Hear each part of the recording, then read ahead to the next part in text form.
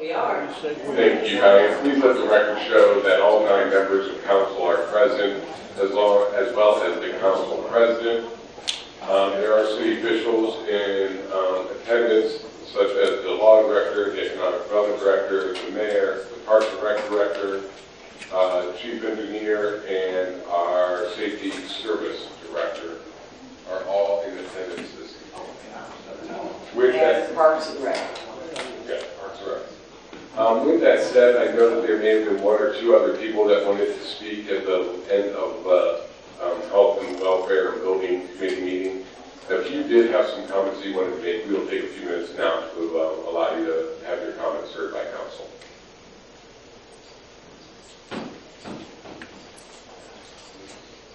This will be real quick. I'm so happy to see council addressing possibly doing legislation to stop the things that have irritated me to the highest. So I commend you on that. I'm real happy about that. So that's probably all that I want to say, other than I agree with the young lady as to why the person was never taken to court, but I kind of went over that last week because you can just keep appealing. And I'm so glad that you addressed that. Let's stop this appealing. Let's put some fines in there and let's make people do what they're supposed to do. So my hat is off to you as the council. Thank you so much for your consideration of creating legislation to get this done. Thank you.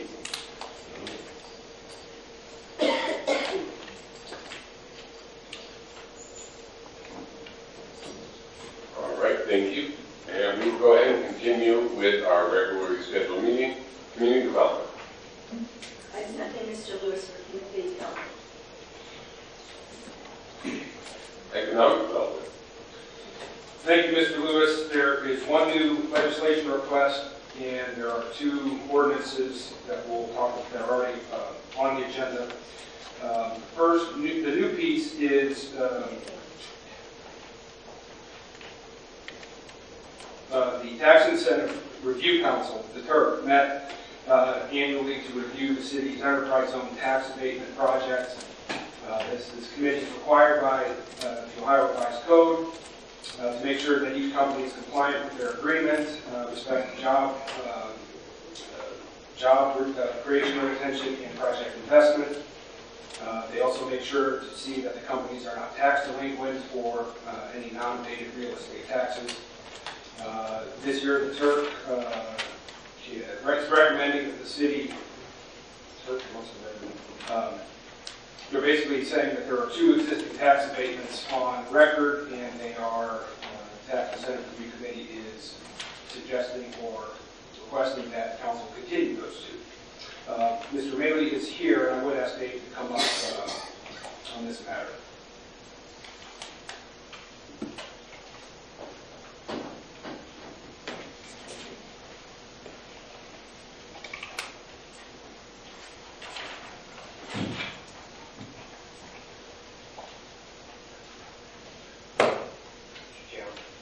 Thank you, Mr. Maley. There are 2 remaining enterprise zone tax abatements here in the city Quest, or Sherwin-Williams, and the Shears Warehouse down in the industrial park. Is that correct?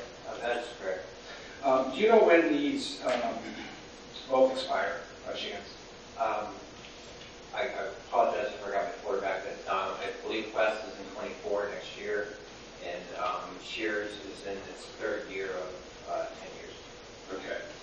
My memory is correct. I think the Sherwin-Williams one was extended, or it was old, and then it was given another period of time. Yeah, it expires next year. Okay. Is March 31st still the deadline for these to be reported to the state? Yes. Are you going to meet that deadline? As long as we get it passed, we're fine. Basically what I do is I get everything. I have to turn in, as you know, all the reports and everything by the 31st. They're fine with regards. I put in the date the church met and approved it, so we're fine with that. All right, so there's no issue if we were to pass this on Monday that this doesn't need to be passed or approved before the 31st. We're good. Okay. Are there any questions from any members of the Economic Development Committee? Any questions or comments from anyone on council? All right, Mr. Mayor, thank you. I will sign and put this, pass this around to members of the committee to get placed on the agenda, and most likely move to pass it by suspending the rules next Monday. There are 2 economic development inducement grants that are currently on the agenda. The one for Little Sprouts West, which is a grant for $5,000, received second read last Monday. Are there any questions or comments on this matter? And the second pending grant request is for caffeine and gunpowder. This is for an amount of $8,000, and this was given first reading last Monday as well. Are there any questions or comments on this one? Okay, that's all for economic development. Health and welfare, I have nothing new this evening, thank you. Parks and Rec. Thank you, Mr. Lewis. I have nothing, no new legislation, but I did want to remind everyone in the community and for council to please share with people you know that the Parks and Recs is working on a master plan for what we want to do coming up in the future as far as where we want funds to go, what parks need, what kind of work, facelifts, things like that. So if you go to MassillonParks.com, you can also go to Facebook, Massillon Parks and Rec, and hit sign up. And it'll take you right to it, or you can go to MassillonOhio.gov. And those are all links to the survey. We really appreciate any input. And there's, at the end of the survey, there's a comment. So if you want specific things, like you want a lake or a pond back at Sippo, or you want a park bench that's broken, fixed, or extra park benches added, or anything like that, encourage people who are doing it to please, put those specific needs out. That's all I have for Parks and Rec. Thank you. Police and fire. Thank you, Mr. Lewis. Nothing for police and fire this evening. Public utilities. Nothing this evening, thank you. Rules courts. Thank you, Mr. Lewis. I have one pending item. We received second reading at the last meeting. Ordinance number 17-2023, amending section 2D occupation list of class titles to add 3 new positions to the health department. I know you in particular, Mr. Lewis, had some questions. I'll open it up for questions. I don't think we have anybody from the health department here. My only question is there a way that we can have these positions created with like a temporary tag or something of that nature to show that if the grant runs out, that position doesn't stay? Because I'm not going to claim to anyone trying to pull the wool over anyone's eyes, but I've been doing this long enough to know that if we just create these positions a few years now, they just find their way into the budget, and no one's any the wiser. So I would just like to verify that they're at least temporary in nature based off the grant, and have that in the legislation. Thank you. Do we have someone from administration that can address that? Mrs. Sylvester. Thank you.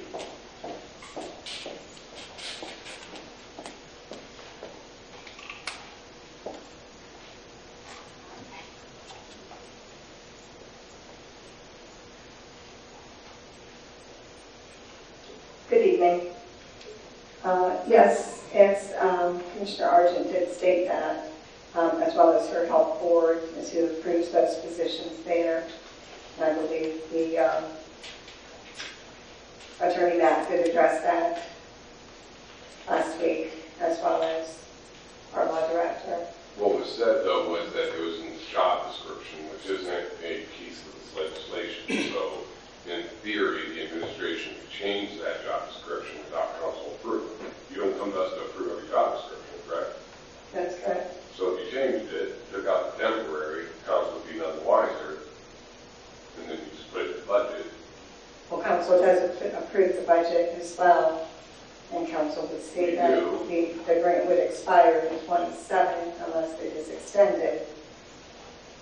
We do approve the budget, but this council also does not read every job description in the city to make sure it matches with what they believe. There is a little bit of a known that certain positions that are, regular full-time positions, and this one's temporary. All I'm asking is that there's a way that the legislation can include temporary. So that it is clearly stated that if this position is to extend beyond the grant, the city has to come back outside of budget proceeding to get those positions approved on a permanent basis. You can talk with the law director, but I'm sure you can include that in there. It's clearly spelled out in the letter Commissioner Argent as well, so maybe we could take that piece out of, that piece, pull it from there, basically that the positions should be paid in full until the grant is through November 30th, 2027. Is that acceptable, Ron Argent? Yes. We don't have any problem with that because that is what we need and will follow. So, yeah, it's not a problem at all. So we can add that to this legislation? You can add anything you want and vote on it. Okay. That's part of So we need to amend this piece of legislation. If you wanted to amend it, yes.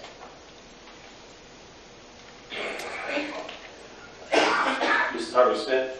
Thank you. Do we need to change the actual job code then? Sorry, Do we need to change the actual job code? Like I don't understand the code. Classification. classification, I'm Oh. sorry. Ultimately, and I think it was just unintentionally missaid, but job descriptions ultimately for classified positions are determined by the Civil Service Board, not entities that are writing legislation. Ultimately, the job descriptions as far as classification will go after this point, at one's point, or at the point that they're trying to fill them, they'll have to be ultimately voted on by the Civil Service Board. So they ultimately figure out the end definition of each job type. And no, I don't believe the classification. I mean, just for the record, I think that if we added language to this legislation that states positions, the created positions would be in effect until that 2027 date, or if the grant were to run out, whichever comes sooner, is effective. Seems like we should make it a little more generic and just say that when the grant runs out, so then we'll worry about dates and the specific dates in the future, right? So this legislation will be ongoing for any additional positions such as this. I suppose that that language can be written in a way that is satisfactory. I'll talk to the law director regarding that. Mr. Henry, do you have a question? Yes, thank you, Mr. Gray.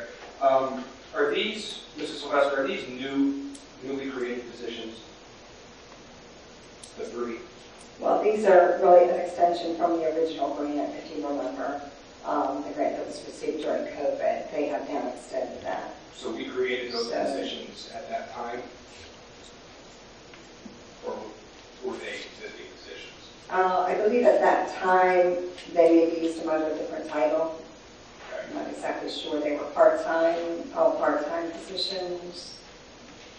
Are they classified or unclassified positions?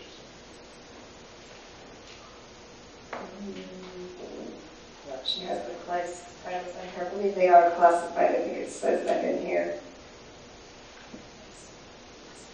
What Commissioner Argent brought forward. Okay. Last week, maybe the week before, I don't recall, but when Councilman Sleuth asked you if there were job descriptions, you referred him to Mrs. Argent's letter that had, a sentence on each one. If these are continuations of existing positions, would those original job descriptions Well, the exist? grant is a continuation, so. The grant is a continuation, but the positions are new.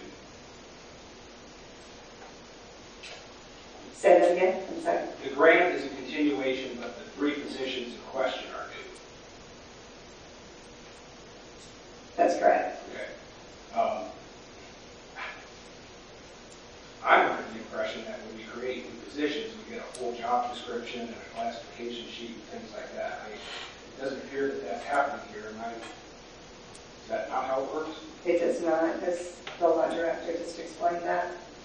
It goes to the Civil Service Commission. And under these, you will, in what Commissioner Argent gave you also, they did it in accordance with the Ohio Revised Code. Thank you. Other questions, comments? So this will be up for third reading. I'm assuming we can get a amended piece before that, but thank you. Are you going to work on that? Yes. Because you want me to get with the law department? Sure. Okay. We'll talk. Okay, I was going to say, give the Commissioner Argent and we'll get with the law department. And that's all for rules of course. Thank you. three new pieces of legislation tonight. I'll go back one by one here. The first we're going to cover is for the Canyon Creek Estates Phase 3 project. At December 8th on the 2021 meeting, seems quite a while ago, the City Planning Commission approved said plot for the subdivision. The request includes the dedication of 1.99 acres of roadways, including the extension of Yellow Creek Avenue Northwest and new streets, Huron Creek Street and Ibis Creek Avenue Northwest. There will be 39 additional plotted lots in the subdivision, and the area is currently zoned R1, single family residential. This is not legislation considered for an emergency. At this time, I'll open up for any questions from the Streets and Highways Committee or anybody from council. Seeing none, Joe? I have a question. I know this area down here, they've had some flooding concerns from the first time, and now we're building a whole other subdivision. Is there anyone that can address that there's not going to be those type of problems with this new subdivision? Like, I know, like, even when they first built those new ones, there was people that had, you know, their whole basements and houses and everything filled with water a few years back.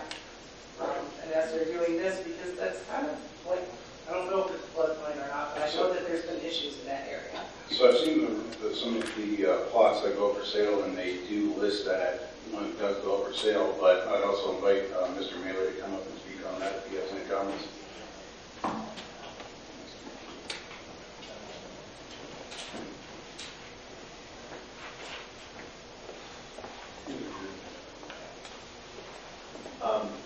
At this point, I'd have to talk to our engineering department to see if we've had issues. I don't know that for a fact one way or the other. I can't answer the question. So. I just know, like, you know, with that allotment, I've heard things, like, issues, and I don't know if it's all been resolved, and now they're adding on to it, and then other people, like, down off,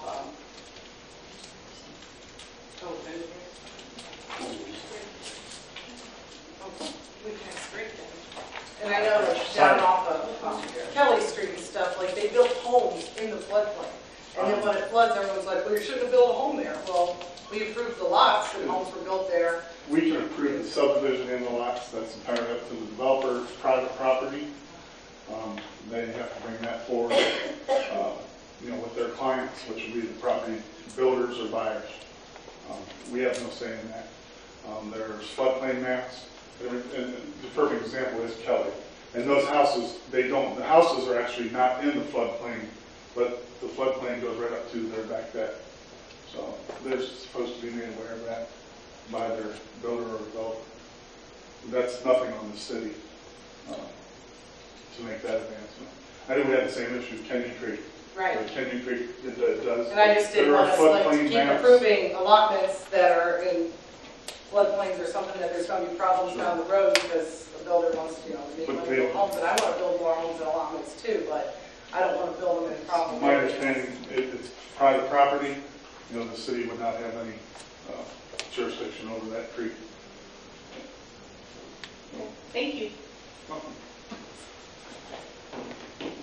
So I ask that this be placed on Monday's legislation for reading, 3 readings. Second piece of legislation, please prepare an ordinance for Director of Public Safety Service to advertise for and receive sealed bids and enter into a contract with the lowest and best bidder upon the approval of the Board of Control for the 2023 Catch Basin Replacement Project 1. This project should consist of approximately 40 catch basins. Total estimate of the project cost is $150,000. Funds have been authorized in the 2023 budget under set account for storm sewer repairs. It is going to be considered an emergency to expedite bid opening in the spring season, order materials, and begin the work as soon as possible. I'll open it up now for any questions from the council. Seeing none, we'll move forward and place this on Monday's agenda for 3 readings. And the big one. I don't know if you guys have been waiting on this or not. I believe it was asked about a month and a half to 2 months ago. Please prepare an ordinance to authorize the Director of Public Safety, Service and Safety to advertise for and receive sealed bids and enter into a contract with the lowest and best bidder. Upon approval of the Board of Control for the 2023 Street Resurfacing Project, Contract 1. This has to be considered an emergency to expedite bid opening in the spring season and have the work begin as soon as possible. It does have an attached list of the proposed roads. I know I do have a couple questions coming up as well. But first, I'd like to accept any questions from Streets and Highways Committee. Joe? Councilman Joe? Yeah, just looking at the list for my ward, I know years back it was communicated that engineering along with the street department would go road by road and rate each street. And based on the condition, they would then list that street and be placed on, the repaving list by rating. I'd like to know some of the ratings for some of the streets listed in my forecourt. I believe last time we asked, I believe it was you who asked for a total mileage as well Correct. for the 2022 street listing, because we are trying to keep length and costs equal among each ward. And I do remember I voted against it due to the lack of funding within my ward. So if I could call Mr. McHugh to come up and, I'm sorry, not Mr. McHugh, Mr. Maley and Mr. McHugh both to come up and speak on the grading system and how they arrived at this list.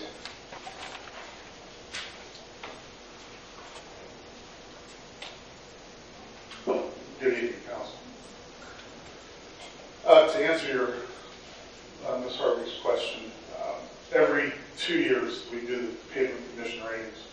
Those were done by OHM in the past. The last rating was done in 2021. We were scheduled to have one this year, but OHM is no longer the city engineer in that capacity, so we need to, going forward, do pavement condition ratings and figure out how we're going to attack that part of it. So we still are using from the prior 2 years on the pavement condition rating. I do not have every street condition rating on my sheet with me. But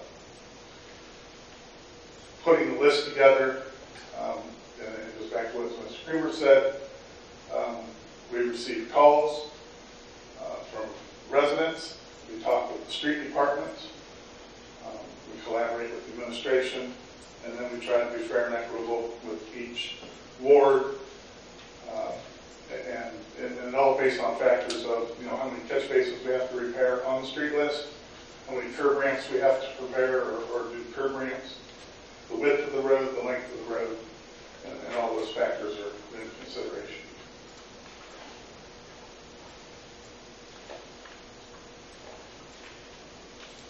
Any further questions, Ms. Kramer?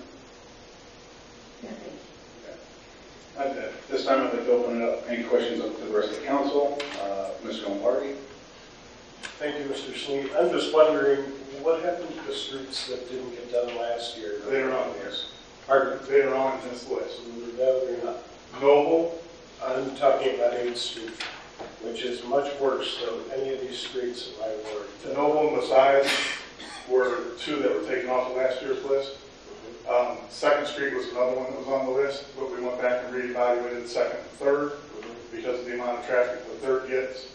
We determined that 3rd Street should be done first at this point.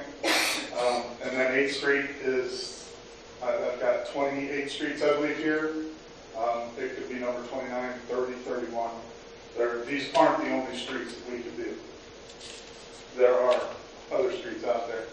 But we have to go through and determine and rate every one of them and look at the catch basins and curb ramps, and determine those costs. and Well, put they it just in there. replaced the catch basins on the 8th. Everybody on the 8th was expecting that they were going to get paid last year. You know what? Pardon me. If we replace cross streets to 8 that aren't even really bad, we're going to have 22. Yeah. I believe 20. He's referring to the 22 list. Yeah, the 22 hasn't been completed yet. The 22 list, the 22 resurfacing. Sorry, they did go through and do the catch basin. That's going to be, actually, the treatment, or the asphalt plants are supposed to open mid-April. We've been in contact with Superior Paving, and City of Massillon is supposed to be first on their list. So by May 1st, we should see some grinding and resurfacing of the 22 list that has yet to be completed. All right, we're going to start with those this year. Yes, They're yes. still up. Those, last year, if you remember, we didn't get the bid out late because the prices of asphalt went considerably high. And they were able to get in, I don't think only 3 or 4 streets last year. Sherry, Terry, 5th Street, yeah, somewhere in Hamilton, some of those streets. Yeah. But they did get in all the catch basin work and the curb ramp work. But then 22 list, they will finish that. I think we have till, I don't know if it's June 28th, but somewhere in there. Thank you. And when you were saying that they already did on that run bell, that there's still a lot of 8th Street, Commonwealth, Sheffield, those will all be done. Yeah, Okay, that work. All right, then the new list is actually 23 work. We intend to bid that out, but I honestly, I don't expect anything to start really for that until July. At the earliest is what you would see. But we're most likely going to have to, you know, if you spend that, depending on the weather and that type of thing. So.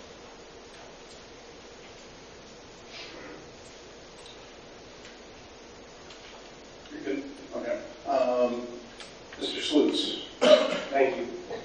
Mr. McHugh, there's 2 streets on this year's list, on the 2023 list, that were on the 2022 list. I just want you to be aware, we already paid for the 2022 list of streets that were going to be paid, as paid for 1.7 million. Say that again.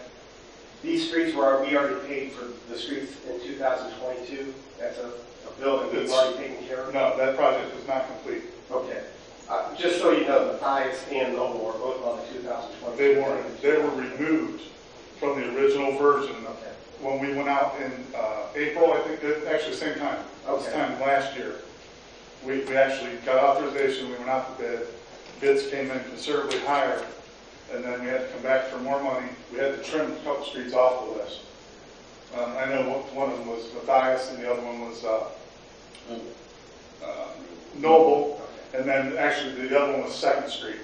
But we did reevaluate 2nd this year, and like I said, we actually put 3rd on there because of, you know, it's heavily traveled between, you know, St. Mary's and Lincoln Way. So we thought that would be a better fit. And the catch basin work and curb ramps. Mr. Gray. Thank you, Mr. Sneed. Just want to clarify, so there were a couple streets in my ward as well. I think it's the same situation. Their catch basins have been done. I'm thinking specifically of Deerfield and Sun Circle. Deerfield, Timberline, Woodview, Amberwood, and Eastwood. Okay, yeah, Timberline, yeah. So, so you're saying that work will be done before the 2023 work will be done? Yes. Okay, so this is 2023 contract 1. You anticipate another contract in 2023? We've only been doing that. The last few years, there were a couple years we did have 2 contracts. Currently, right now, I only suspect that we're only going to have 1. And just the reason that there's a lot of work out there. You know, the contractor that has been doing our street program, it's the same one that's going to finish this year. I don't imagine them in June or July. They're going to finish ours probably April, May, part of June, and then they're probably going to be gone other communities into probably, you know, July and August. So somewhere in there, we won't see the start of the 2020 paving program until after that. Contractors step up. Most of the contractors, you know, the price of asphalt has gone considerably high, you know. We're just trying to, you know, reel things in and get the most work we can get done in a season. But you're confident the 2022 list will be completed early this summer? I believe it has to be done before July. I'd have to look at that date, but yes, they promised that actually they said they'd start the 17th of April, so. Thank you. And Ms. Graham? Just a couple questions. So the dollar amount, the estimate is a little under 2.3 million for these 2023 streets that are listed. Do you feel, like you stated multiple times, the price of asphalt has gone up? Are we going to find ourselves back in front of us in a couple months I don't know. because... That's my goal here now. That's why, if you look at as part of this legislation, the next piece is asking for an additional $425,000 from the carryover in order to supplement the 1.8 we already have to come to the $2.2 million. So we built in that We did. those higher prices for this project. I mean, I can't guarantee it, but we've done, you know, we've spoken with contractors, we've spoken with other cities, and obviously, you know, I put emergency on here because, you know, it takes us a lot of time, depending on, you know, the weather, to try to even get this list to everybody. There's a lot that goes into it. We put a lot of hours into this, and to try to come up with a package that suits everybody and all the residents in the city from each ward.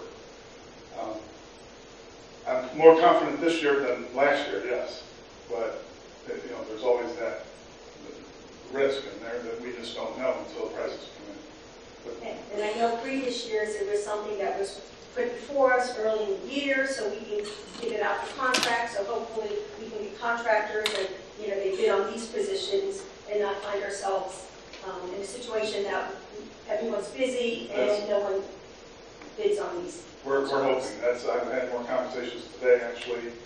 I think the City Alliance is about the only ones ahead of us right now. They're about a week ahead of us on their bid. I don't think Canton's bid theirs out, Canton Township, and I don't think Jackson's has gone out yet. So we're right in that wheelhouse that we need to make sure that we keep moving. And that, you know, the more contractors we get, the better. You know, it gives us a better price.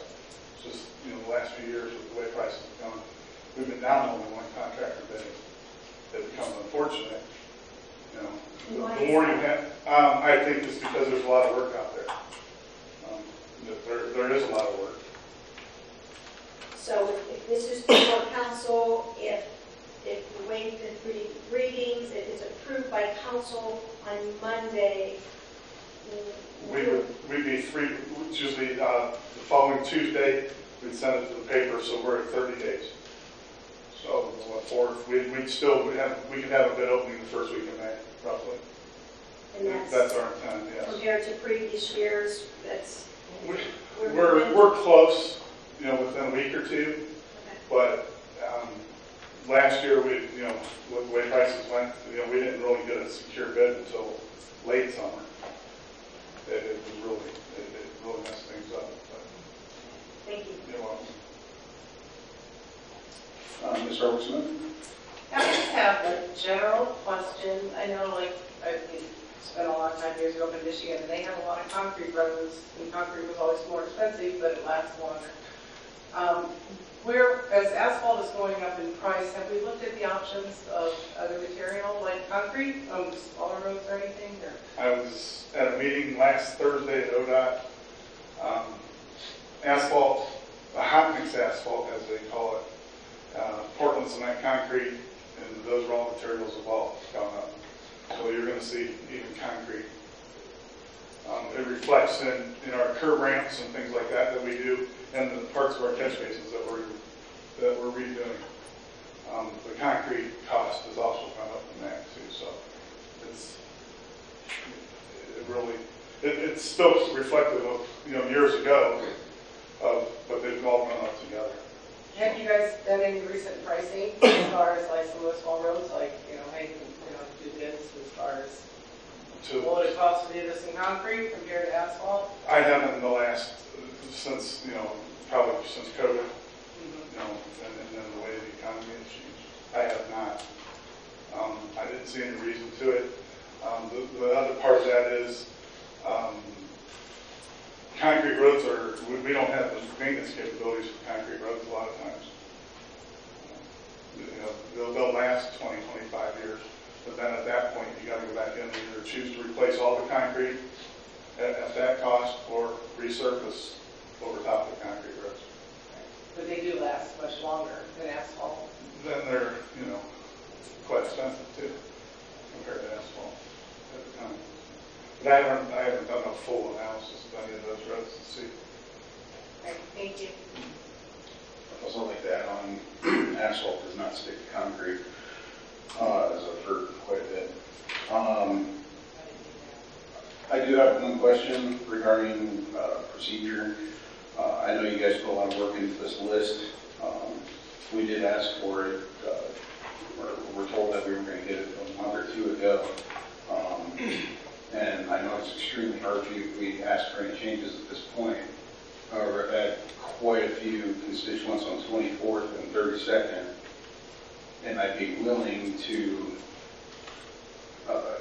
compromise by losing one or two of these streets here, because I believe that 24th, going from Tremont to this middle school or the elementary school, and just at the very end of Ward 6, 32nd Street north.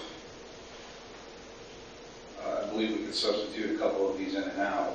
Is that something that we can work on or get in advance? Because every year, we put this out every year. When we've always asked that, if you have any streets you recommend or constituents that, like I said, that we have a lot of people that call the office year round. I only had one council person this year notify me that I should have a street. So, and I've done that. But it does become a problem to try to move them all around. If it doesn't take much work, but I can't guarantee that, if I'm going to pull off this street in Ward 6, that I shouldn't put, a Ward 5 street back on or a Ward 3 street back on. When we start moving the numbers around, it all depends on the catch basins and curb ramps and what. correct. Also add to that, 24th Street, that is part of our ARPA funds for drainage in the 26th Street Northwest drainage area that is under design. We've got the analysis done. I think with council last year, we would authorize to start the design of that. I think the 20th Street one is the one I have to come back here because it went up a little bit more than what we originally did, in the legislation. But 24th, 25th, those areas, we're looking at doing a lot of drainage work up there, ditch work, driveway culverts, swales, catch basins, drainage system.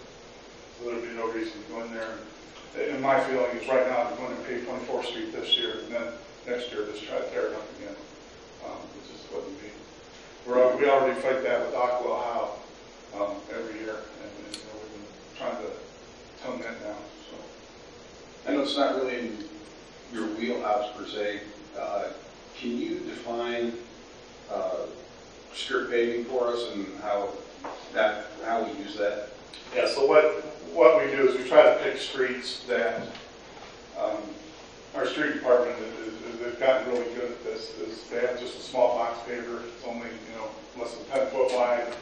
They can back the city truck up to it and dump asphalt in it, and the guys can pave the road. Usually all we're looking for is a ½ inch, 3/4 of an inch of asphalt on that street, and that trying to help carry us through another year or two. The actual resurfacing program, and I always have to say this, sometimes people call it paving. Paving to me is when we go down and remove the base like we would in Castle West.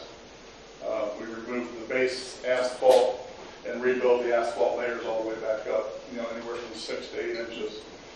The resurfacing, we're usually milling 1.5 to 2 inches of the surface, and we put 1.5 to 2 inches back. So the stripping or the what do you want to call it? Strip paving. Strip paving that Tom I think calls that. that's only, you're only getting a half inch, 3/4 inch asphalt. And a lot of that, you know, it's not, it's a Band-Aid, you know, it's to help get us through, but it's not the permanent fix to get us the 7 to 10 to 12 years out of asphalt. And it's worked extremely well, from 17th Street down to Main, as well as in Carver for Mayflower Village. I think you said, I think when we've had, we're probably broken in a year now. Right? On yeah, and I've only seen one pothole that's got fixed. So it's been extremely useful for the city, and it's definitely a program that we should look into more and expand on. We plan on it this year, and understand, you know, the asphalt companies, they have special excavators and crews and equipment when they come in and do catch basins, and they have a grinder, things like that.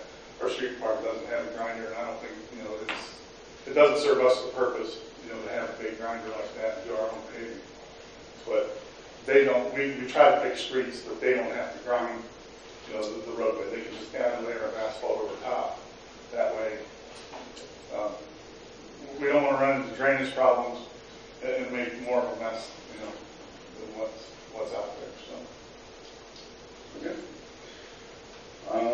If nobody has any further questions, I will ask that this be put on Monday's agenda. And we'll give it 3 readings, but I'll probably ask to waive those if I don't hear from anybody by then. Final question is this street put out to the public, or I believe you said you're putting it? It will be now. Okay. And where can they find that?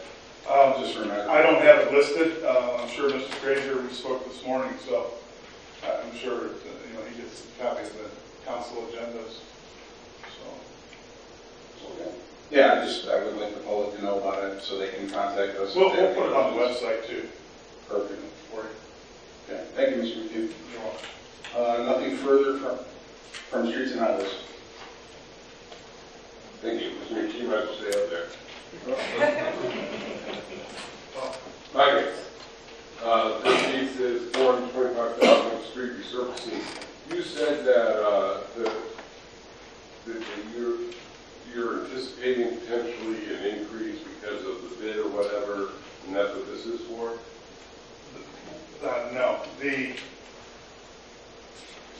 The city budget for 2023 out of the income tax allotted auditor's certification was $1.834 million. So street resurfacing. So we budgeted $1.8 million for street resurfacing based off of the 0.2 that is generated as a tax for streets and highways. You're saying the auditor would certify. Yeah, do a certified project. Some of that budget goes to other things in the streets department. Right. Okay, so you're assuming that it might be over $2 million, $2.2 million? With the amount of streets and the cost of those, yes, with this list. And when do you think you get those bids back again? It takes us 3 weeks and a day we have to advertise. So, and usually the independent, we have to have in the newspaper. So usually we have to give them 5 to 7 days notice to put it in. So that ends up with almost 30 days. You don't necessarily need this appropriation prior to putting out the bid. It's basically telling us that you believe you might need up to this much more, correct? Our estimated cost right now is $2.2 million. Okay. So if we don't, I guess if we're not going to add that to it, the list becomes $1.8 million, and we'll have to trim the list back to $1.8 million. Oh, I'm not saying that. I don't have any problem with that. No, I'm just, that's, in theory, that's, the additional money is to get us to the 2.2. I guess what I'm getting to is I'd rather wait until we get the bid back and do one appropriation for the exact amount we need instead of what if it comes back at 2.29 and now you have to come and ask me for an additional $90,000 or something like that. Why don't we just wait till the bids come in and we'll subsidize the rest after that? You're going to stretch the profit out further. Wow. because if you approve this on Monday, Tuesday, we can get it to the paper the following If we Monday. approve his on Monday, you can put it out to bid. Why do we We bid need his. street and highways? That tells you you can go out to bid. Why do we need my appropriation? Because the streets and highways estimated cost is 2.2. So you're saying you can't go out to bid unless you already have the money in the bank? The engineer's estimate is over $2 million, $2.2 million, So you can't- 2.259. You're using the community with that. So we need to put it in. Mr. Lewis, I think what he's saying is he needs to, the dollar, what they bid out is dependent on whether it's 2.2 or 1.8. I think you can do it either way. See what I'm saying? No, I see what you say. I absolutely see what you're saying. Your estimated cost is 2.2 million. That's I did correct. not debate that. I think that's fine. Let's go. All right. So what I'm saying is, why do we need the money appropriated prior to the actual bid being received by a contractor? If it's only approved for 1.8 million, I have to put 1.8 million in the bid document, and that would have to be our estimated cost because I don't have those other funds available. All right. And I'll call the auditor tomorrow. Because I think we're saying similar things, but we're not on the same page, so I'll call her and get clarification. And I don't want to put us in a weird situation. So, anybody else have any other questions? All right, thank you.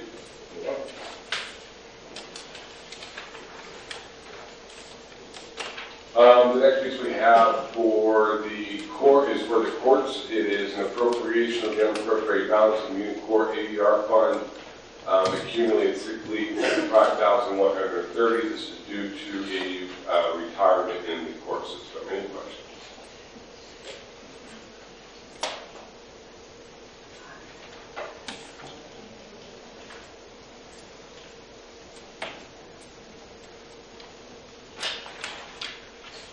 The next one here, please prepare legislation to appropriate $37,000 from the Legends Fund to the service and contracts for wall repair, painting, and cooler repair. Mr. Pedro, you've been waiting a long time.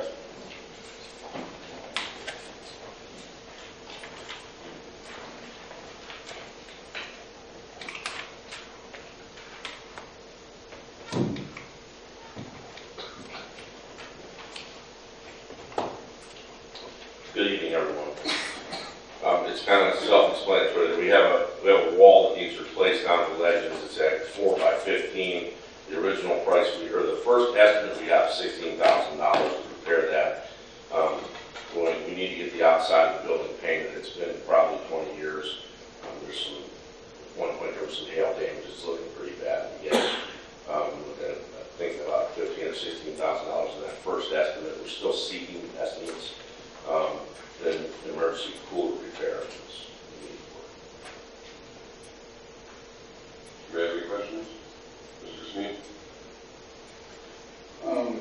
So you guys want to build a wall? I think I've heard this before.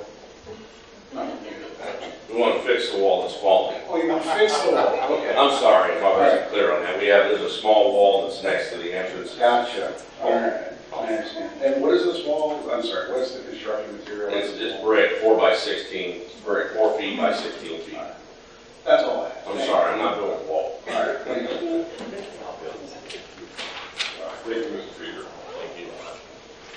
Our next piece here, we have two of them that are similar. They are agreements with the Village of Brewster and the City of Canal Fulton. Both of them are agreements from our law department for them to provide legal services to these two communities. This is a fairly annual thing. The only question I have is, Mr. Richard, do we intend on seeing, 2 or 3 more coming in the near future for the other communities?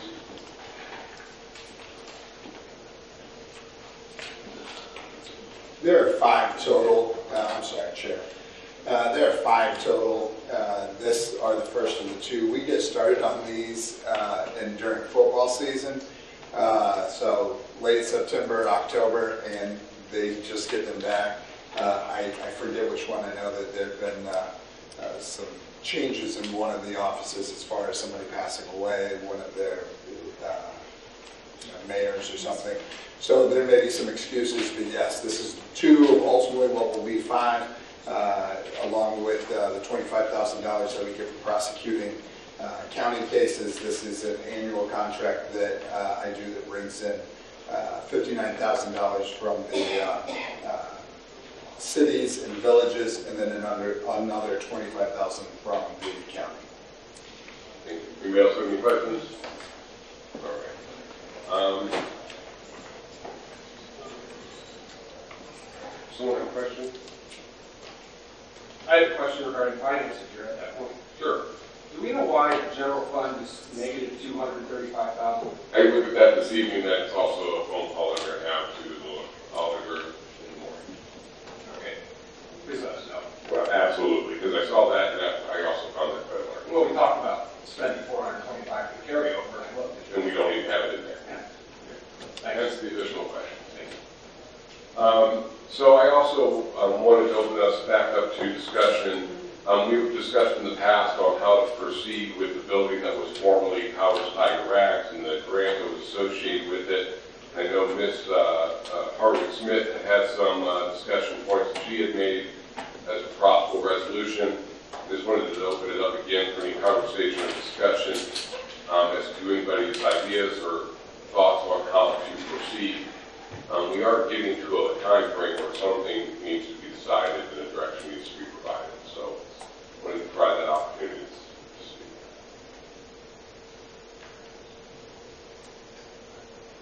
Ms. Harvey-Smith? I will just say again, I feel like we kind of held a carrot in front of the rabbit and said you can't have it. This was a one-time grant for Howard's Tiger Rags that was provided. It did not cost us anything. And now because it's a ruling which does not, or some legislation that we already, or laws we already have, it does not have any words talking about what to do in a grant situation. I just feel like we haven't done the right thing. And so I appreciate you bringing this up again. I really would have liked to see the whole grant go to them. I realize there's people on council that do not agree with that at all. I'm hoping that we can come to a happy medium and maybe propose something like, I don't know how you guys would feel about like 80% forgiveness of the cost of it, and then they would have to pay 20%. That way at least they're left with something after all been said. I don't know, how does everybody feel about it? No one's saying anything, and Mr. Rinkin? Thank you, Mr. Lewis. What is the decision point you're referring to? Well, essentially, at one point, the conversation initially started off that this grant that is available through the state of Ohio was to be passed. Now, that was not our decision, but that was originally how it was billed, was to be passed on to the property owner as part of the demolition. Council got involved, and I think most of us agreed that we weren't in agreement with that statement. And then on the technicality, we passed the appropriation to move forward with the demolition, but it's openly stated on the record that we further discuss if any of that grant would be moved on to the property owner. Since then, we haven't had any robust conversation, and I'm looking to get that so that we can get to that point. I guess my comment would be it's a matter of the city's ordinances. I believe the ordinance in the city code says that the city shall place a lien, so unless somebody wants to write legislation amending or changing that, I think we go with the law on the books. Absolutely, and that's what we're attempting to do, and that's why we're having a conversation. Fair enough. Mr. Gregg? I'll just restate my position. I agree with Councilman Harvey-Smith that believe that the city isn't entitled to any of that grant money. The money was asked for and received for the demolition of Howard's Tiger Rags. However, to get moving, I would be in agreement with a percentage forgiveness of the lien, as long as it's guaranteed that that money is going to go into a fund to help out businesses in similar situations in the future. But but as far as just the money, city putting that in the general fund, I wouldn't agree with that at all. I don't think it's right or it's fair. I think that I'm glad you're keeping the conversation going, but we need to take some action and get this handled, because I know that if we don't do something, the grant is going to be forfeited. And what's going to happen is it's going to go to another community to do one of their projects. And I would rather have Massillon have that money to handle a situation we've already had to deal with. Well, to be clear, at this point, we are doing the grant. So the grant is coming to Massillon. At this point in time, what we have done is we have forcibly removed the building from a property owner that originally may have been misled as to what they would receive. And the city is receiving the full benefit of the grant plus the full reimbursement from the property owner at a later date. Does that make sense? So we will make a financial gain, and they will be paying for their own tear down as it stands now. And that's what I don't agree with, the city making a financial gain out of this situation. Yeah, I'm just saying that's where we are right now, and that's why we're having this conversation. Mr. Lombardi? Thank you, Mr. Lewis. Just to carry off what Mr. Gregg said, I believe the stipulations to the grant state that those funds can't go back into our general fund, that they have to be used for more of the same type of projects in the future. Secondly, when did the grant funds come in, and when did we receive the payment from the owners of the buildings? This is news to me. This is proactive. I never said that we received any funding. I'm saying this is proactive conversation. I don't even believe we put a lien, unless something's happened in 2 weeks. We haven't even gotten to that point where we're putting a lien on it. If these kinds of things are going on, and I agree with Mr. Gregg, we shouldn't gain financially from this in that respect, but I do believe that the administration really needs to keep us abreast of this. I mean, not just be complacent about it, but we need to be weekly updated on this by them. Well, I plan on calling Mr. Maynard here in a minute, and maybe he can give us some updates. I just wanted to talk to council first. Thank you. Mr. Yolen?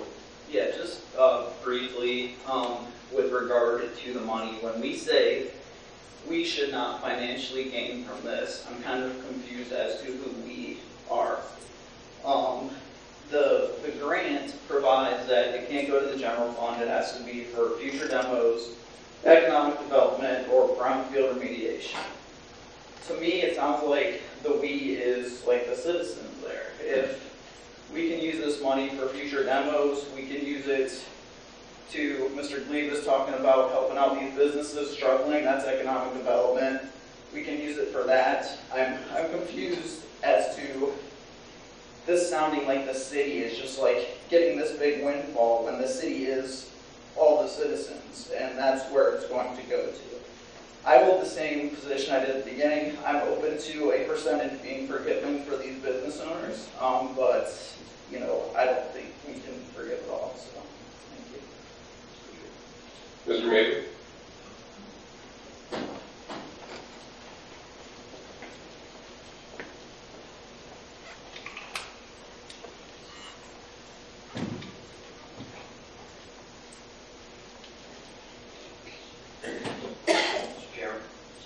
First off, can you give us an update as to where we are concerning the property in question?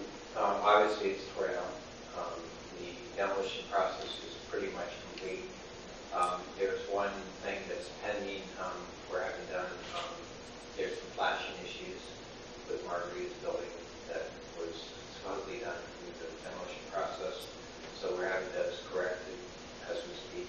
Hopefully, they'll be done within the next 2 to 3 weeks, based on we have to have somebody come in and actually fix the layer of brick underneath, and then a roofing company will come in and repair the flashing and stuff that they're telling us might take like 2 weeks to do that because the orders some flashing colors and stuff.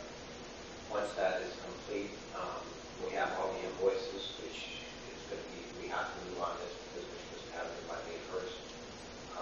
We will submit all the paperwork to regional planning for reimbursement. Outside racks, the regional planning for reimbursement. Okay. So we have not received the invoices as of yet. We have all the invoices except for the ones that were And once we have the invoices and start to look for that, then we go for the reimbursement and the grant. That's correct. And I don't have a time frame when the reimbursement will come. I anticipate it should be too long, but I don't know. Maybe they'll state. All right, can you also explain to me, when was the order, the demolition order originally given for Howard Tiger? I have to pull the paperwork. It is originally been, well, probably over a year. And once we give a demolition order, what are typical next steps? Well, it normally goes, if it's not done, it'll go to the Board of Building Appeals, which will put orders on it at that point to do demo by owner. And if they don't do it, then basically we go and step in and demo the building. So we never went to the building appeals? Well, we actually did, and they put together a plan, what we call it sort of a safety plan or something, and that's when that situation, when they put up bracing and everything, that was all done as part of that. Because we had expectations at some point in time that we may be able to get a grant to cover some of the expense, and we applied for that grant. We were anticipating the grant to come through, I believe it was last May, and then it got held up to the state. They didn't actually award it because it took so long. So we never had the Board of Appeals actually issue a tear down order? They never affirmed it correct for the tear down because it was in place to do that until we received the funding. As part of that, it was only a temporary fix in essence. So the typical operating procedure for the city of Massillon is that our code enforcement orders a tear down, and then it goes to the appeals, who affirms it, and then the property owner has an opportunity to appeal that decision in the court of law. Is that correct? Yeah, I think everything's appealed on the court of law. And we subverted that whole process? No, we didn't subvert anything.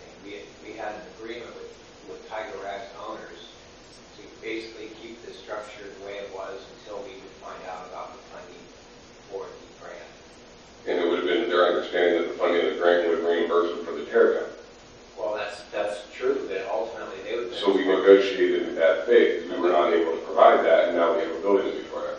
No, we never negotiated in bad faith because ultimately, if they didn't get the grant, they were going to have to tear it down themselves. But my question is, this is my concern from the beginning, is that we have two buildings that we have torn down that did not follow proper protocol in order to assure that these people receive proper appeals in their process in the court of law. Now both buildings are torn down, and the city is not handing over the money that they thought they were negotiating to take to receive.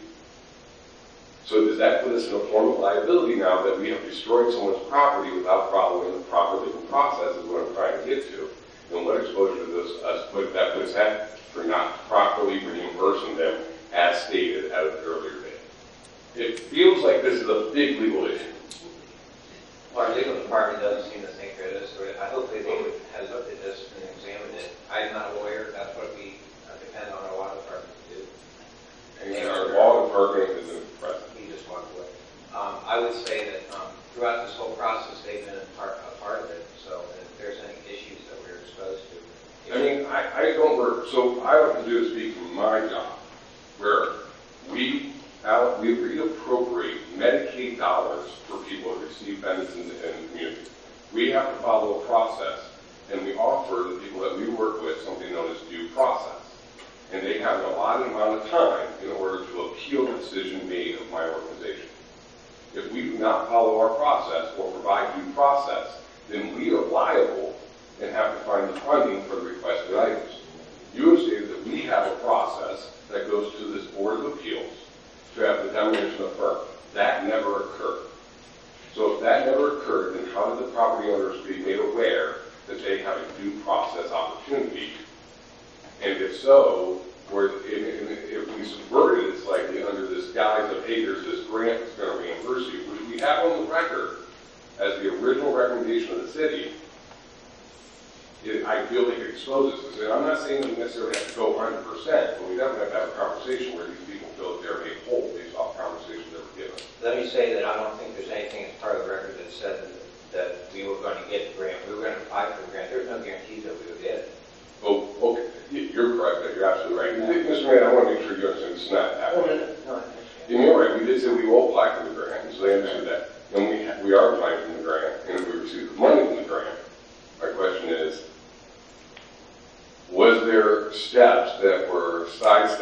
essentially, or altered, that the business owner would have went along with because they believed that they were assisting the city in receiving grant dollars? I don't think so, because ultimately, the building owners were responsible for taking the building down, whether we got the grant or not. And ultimately, I think we did them a favor by agreeing to the safety plan that we put in place, that construction put in place for them throughout this process, to basically give them us an opportunity to go get the grant, which there was no guarantees, and it kept them open for a little bit longer through the period that they were hoping to stay open. To be quite honest with you, we felt it was a safe situation temporarily, but it wasn't a solution to the problem. You just couldn't have it built like that forever. It was a temporary fix. And they knew that all along. Oh, I'm sure they're appreciative of that, but regardless, like when we did the Napa building, we went to the board, the gentleman appealed to the state, he had an official appeal from the state. None of those steps were given or seemed to have been fully. He could appeal this from the very. He could appeal the demo order from the very beginning.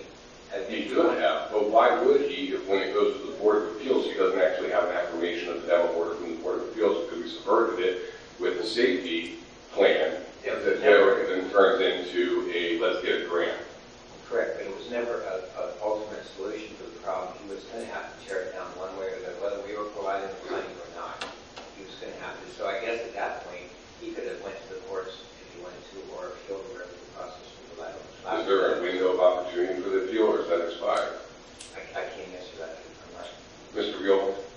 Yeah, thank you, Mr. Lewis. Just real briefly, I believe that the due process argument went out the window when Mr. Rubin signed the right of entry through the grant. Now, question for Mr. Maley, did anyone in the administration ever convey to them that, you know, this grant money, they would be the sole recipient of it in any way? I mean, if they were induced to sign that right of entry based on statements made by the administration, I can see where Mr. Lewis is going now. Do you have any knowledge of anyone telling them that They were the only ones going to get the money? Yeah. I guess we went after the money based on their situation with regards to their buildings.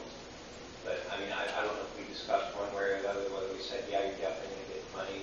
Those discussions came up basically afterwards. Okay, if you can, maybe have conversations with the administration, anyone that had contact with them to see if that ever was conveyed to them, because if it was not, then I don't think we have an issue due to the right of entry that they signed.